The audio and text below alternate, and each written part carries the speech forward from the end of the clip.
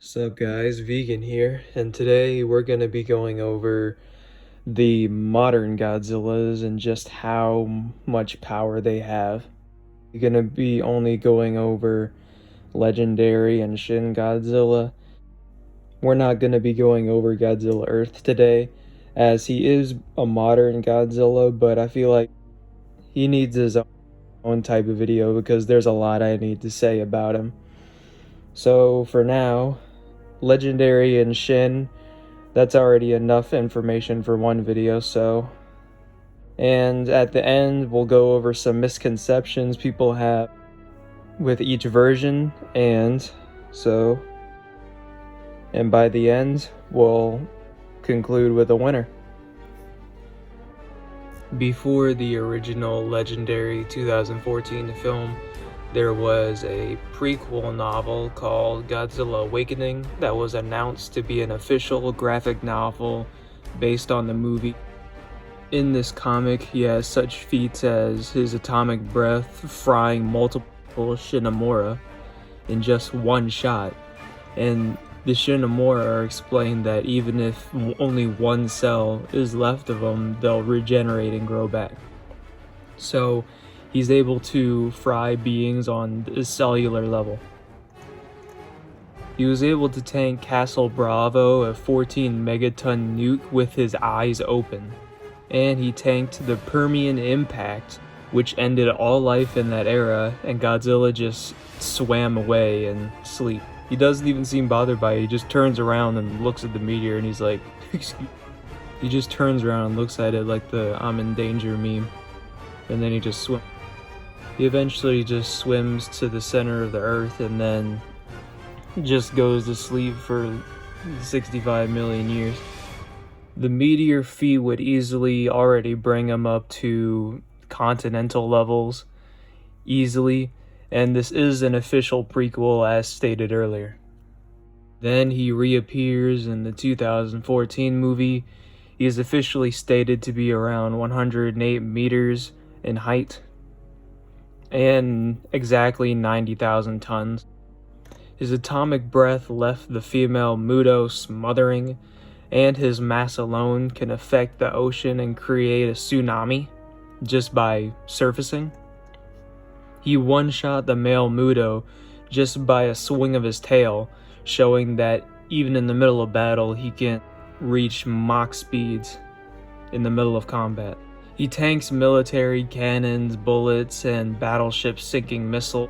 He ate several nukes in the megaton and kiloton range for breakfast. He just went up there just to eat it, and then the military was trying to kill him with these nukes, but they shot multiple nukes at him, so it's multiple megaton nukes, and he just got hit by them all, absorbed the energy, and just went back to sleep. Moving on from Legendary in 2014, we're going forward 2 years to 2016 with Shin Godzilla. This Godzilla in his final form stands 118.5 meters and 92,000 tons. He's easily able to lift and throw a large bridge. He tanks gunfire, missiles, tank fire, bombs, and they do no damage to him. He's temporarily knocked out by a building, but he still survives with no damage. He survives several trains full of explosives ran into him, and a bunker buster only caused him to bleed.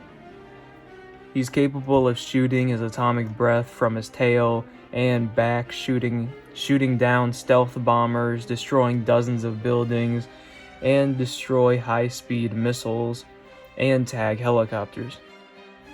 His radar ability, only not used that much or explained that much, is a radar ability allowing him to detect aircraft and missiles and just generally have a good idea of his surroundings. But after he uses atomic breath, he requires 360 hours of being immobile to regain full strength and recharge his atomic breath. And By drawing blood from Godzilla, he produces radioactive material, and his atomic breath produces lethal amounts of this radiation. So King of the Monsters was announced, but what not many people realize is there was another novel that came out called Godzilla Aftershock, which expanded on what happened between the first film and King of the Monsters. He was able to kill Muto Prime, who easily killed other members of the Godzilla species, even Godzillas that were even somewhat bigger than him. He tanks Muto Prime's sonic attacks, and he uses his nuclear pulse to obliterate Muto Prime midair. So Godzilla's scales were destroyed in the fight with Muto Prime, which allowed him to gain his atomic abilities through his back.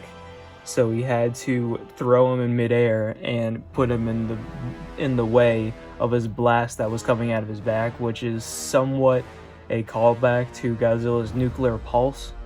And he was able to fully regenerate his dorsal plates minutes after the battle, showing his regeneration abilities. Then the big one and most recent, the Godzilla King of the Monsters film. The new legendary Godzilla stands at 119.8 meters and weighs 99,634 tons, almost 100,000 tons. He's able to react to Ghidorah's beams, which are concentrated blasts of lightning, which would easily bring this Godzilla's speed to high hypersonic levels, just due to the fact that he was able to even react to these blasts.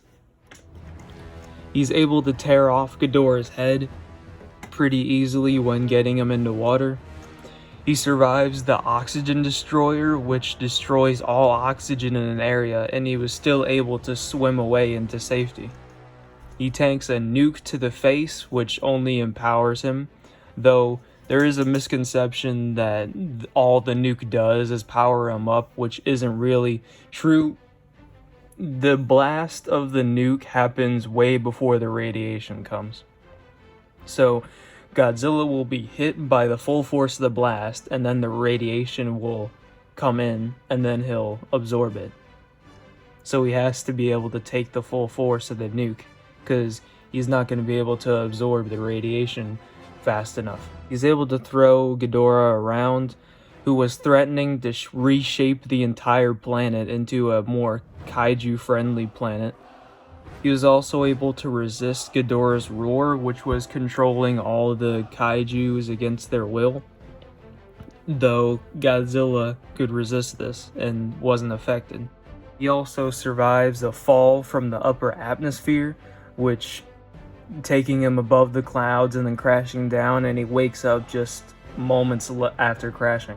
Now, there are some misconceptions with these versions of Godzilla, such as Legendary's gills are somehow a weakness for him just because the Mutos in the first movie tended to attack his neck, which is a normal place for animals to kill you, since it is a place where major arteries are and can take you down quickly, not necessarily because of his gills. The gill weakness is not a confirmed weakness and has never been mentioned in any official material, and it seems to just be a fan rumor. So no, his weakness is not his gills. Even his gills are armored. And people also tend to wank the adaptive ability of Shin Godzilla, saying that he can adapt to absolutely anyone. If someone's bigger or stronger than him, he could just adapt to become 2 times their size and eviscerate them. Even though his adaptation ability didn't even work against a military, and not just a military, a slow military. Like, the military in Shin Godzilla was pretty accurate to how Japan's military works nowadays, as they need to have clear orders in order to do something, and they need to have officials confirm it and everything. So this military was a lot slower than most Godzilla films, and Shin was still not able to adapt to them in time. People also bring up the fact that he can sprout wings due to a character statement who could have been exaggerating, but even if you want to say Shin Godzilla is able to adapt to anything and he can grow wings, Godzilla has faced a lot of monsters with wings and come out on top anyway. People also like to mention that there's this idea that Shin Godzilla's atomic breath can cut through anything, even though all we've seen it cut through is some buildings and a few bombers. But like, that beam isn't gonna cut through Godzilla, who's able to overpower monsters that can reshape the planet and tank a meteor. Like, Shin Godzilla was able to bleed from just a few bombers, and Godzilla tanks nukes like it's nothing. So no, Godzilla is far too powerful to be just have Shin cut through him. That's not gonna happen. But if they ever encountered each other and had a crossover, legendary Godzilla's survivability is just far greater than Shin. If you can't see the clear gap between bleeding from a stealth bomber and only cutting through buildings and tanking nukes, meteorites, and planetary monsters, then something's clearly wrong. But anyway, that's been this video. Can't wait for Godzilla vs. Kong.